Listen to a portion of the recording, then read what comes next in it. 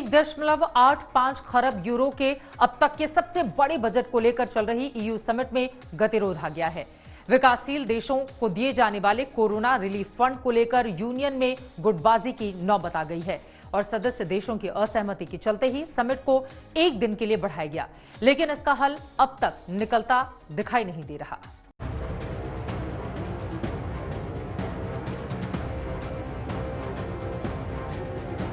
EU summit के तीसरे दिन भी बजट को लेकर जारी असहमतियां खत्म होने का नाम नहीं ले रही। ईयू के ज्यादातर देश चाहते हैं कि इस बजट के 750 अरब यूरो का फंड विकासशील देशों को मदद के लिए दिया जाए, तो कुछ देश इस पर साफ असहमति जाहिर कर रहे हैं। कोरोना संकट की गंभीरता के बावजूद कुछ अमीर देशों के बीच गतिरोध है। नीदरलैंड चाहता है कि खर्च पर कड़ा नियंत्रण रखा जाए, वहीं इस महामारी से बुरी तरह प्रभावित स्पेन और इटली ज्यादा से ज्यादा मदद चाह रहे हैं। जिसके बाद फ्रांस के राष्ट्रपति इमैनुअल मैक्रों ने समिट में शामिल होने वाले नेताओं से सुलह करने की बात कही है। Cette troisième journée de négociation sur le budget européen et le plan de relance. Depuis 2 jours et 2 nuits, nous avons montré notre volonté de trouver des compromis, d'avancer, et nous n'avons cessé, en lien très étroit avec la chancelière Merkel et avec le président du Conseil.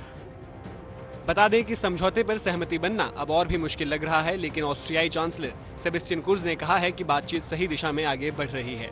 EU के शिखर सम्मेलन के मेजबान Charles Michael ने German chancellor Angela Merkel, France के राष्ट्रपति Emmanuel Macron और इस विवाद में शामिल मुख्य नेताओं से अलग से बात की, जिसमें 750 अरब यूरो के फंड का प्रस्ताव रखा है, जो सबसे अधिक जरूरतमंद देशों को कर्ज और अनुदान के तौर पर दिया जाना है। आज तक ब्यूरो।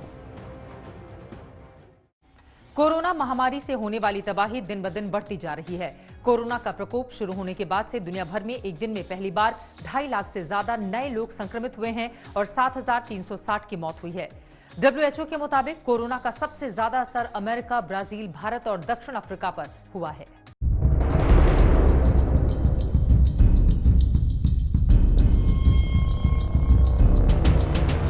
चीन के वुहान से शुरू हुई वैश्विक महामारी कोरोना हर दिन तबाही का नया रिकॉर्ड दर्ज कर रही है।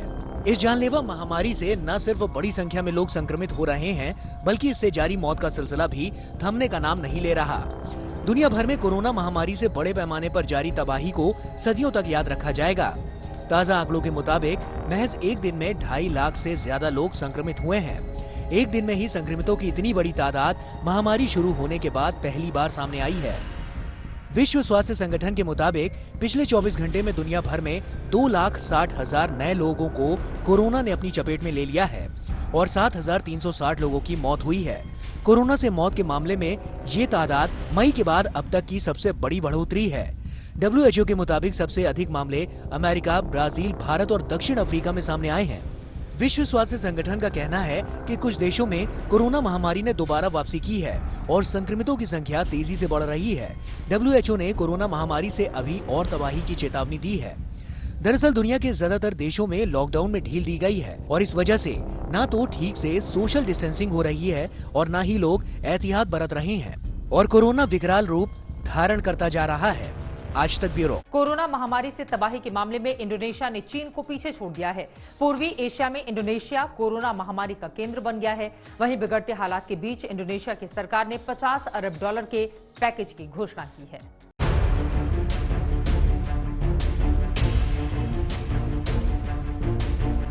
दुनिया को तबाही की कगार पर पहुंचाने वाला कोरोना वायरस अब इंडोनेशिया में कहर ढा रहा है।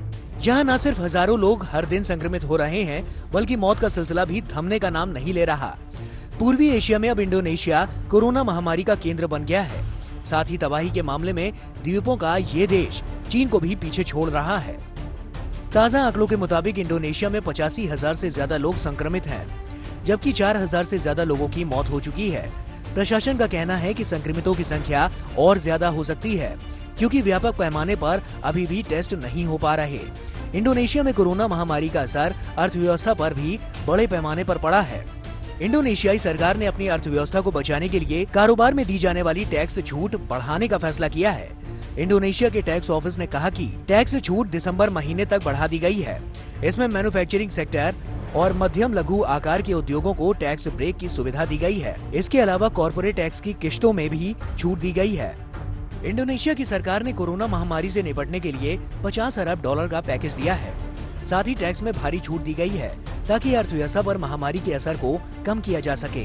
वहीं राहत पैकेज और राजस्व में आई कमी की वजह से इस साल इंडोनेशिया का बजट घाटा 3 गुना ज्यादा बढ़ने की भी आशंका है।